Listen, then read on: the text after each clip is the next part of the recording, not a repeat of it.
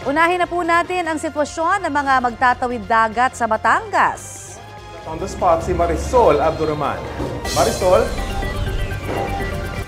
Mas kaunti na, Connie, ang bilang ng mga pasahero ngayon dito sa Batangas Port kung ikukumpara sa dami ng dumagsa na pasahero dito kahapon. Pero ang pila ng mga sasakyan papasok ng port, mahaba pa rin. Ayan yung mga patawid papunta sa iba't ibang destinasyon. Marami sa kanila dito na nagpalipas na magdamag. May mga natulog sa sasakyan, sa kanilang mga motorsiklo, meron ding sa gilid na mismo ng kalsada. Pagod at puyat daw ang kanilang inabot sa kalbaryong kanilang naranasan. Meron nga tayong mga nakausap ko na taon-taon naman daw umuwi sa kanilang mga probinsya, particular na nga dyan sa Mindoro. At dito sila nanggagaling sa Batangas Port. Pero ngayon lang daw nila naranasan ang ganito kahabang pila ng masasakyan at ang haba ng oras na binibilang makasakay lamang sa Roro, patawid na nga doon sa kanilang destinasyon.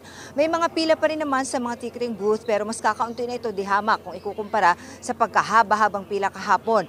Sa pinakuling impormasyon ng Batangas Port, abas 8 a.m., mahigit 5,000 na pasahero ang nakatawid na ngayong umaga papunta sa kanilang mga destinasyon. Connie, kung nakikita ninyo dito sa ating likuran, tuloy-tuloy pa rin naman ang biyahe ng mga Roro at sa pinakahuling tala ng Batangas Port as of 8 a.m. kanina, 426 na mga barko ang bumiyahe. Connie. Maraming salamat, Marisol Abdurrahman.